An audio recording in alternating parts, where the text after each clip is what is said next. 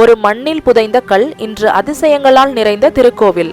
சிவன், பார்வதி, விநாயகர், கிருஷ்ணர், நரசிம்மர், ஹனுமன் போன்ற தெய்வ முகங்கள் ஒரே சிவலிங்கத்தில் தோன்றி மறையும் அதிசயங்களின் மையமாக திகழ்கிறது. அதுதான் நம் நர்மதேஸ்வரர் ஜோதிர்லிங்கம். இக்கதையை பற்றி தெரிந்து கொள்ளலாம் வாருங்கள்.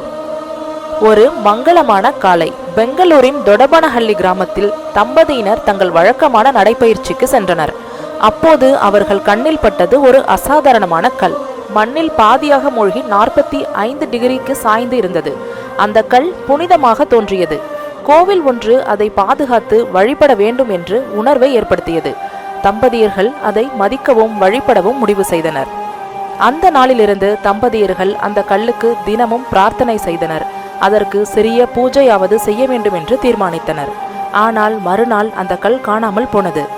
சில நாட்களுக்கு பிறகு அவர்கள் வீட்டுக்கு அருகே 2 கிலோமீட்டர் தூரத்தில் ஒரு புதிய கோவில் கட்டும் பணிகள் நடப்பதை கவனித்தனர்.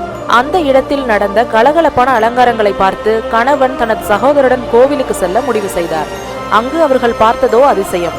புதிய கோவிலில் ஒரு சிவலிங்கம் பிரதிஷ்டை செய்ய திட்டமிடப்பட்டது. அப்பொழுது கோவில் உரிமையாளர் அவர்களிடம் உதவி கேட்டார்.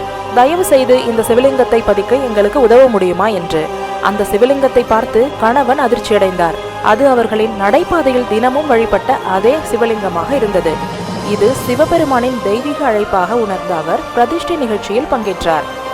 மிகுந்த உணர்வுடன் கணவன் மற்றும் அவரது சகோதரர் பிராண பிரதிஷ்டை நிகழ்வை செய்தனர்.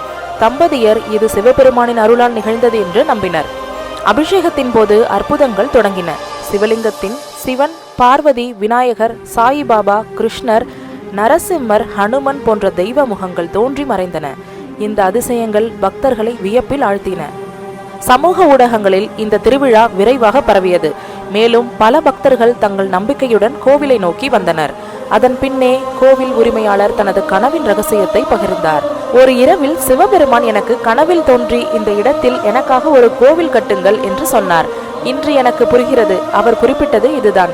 அவ்விதம் நர்மதேஸ்வரர் ஜோதிர்லிங்கம் கோவில் உருவானது. இது தெய்வீக அதிசயங்களாலான ஒரு புனித திருத்தலம். பக்தர்களின் நம்பிக்கையை அதிகரிக்கும் ஒரு புனித தலமாக மாறியது. பெங்களூரின் தொடபனஹள்ளியில் அமைந்துள்ள இந்த கோவிலுக்கு வரவும் உங்கள் வாழ்க்கையின் தெய்வீகத்தை உணரவும்.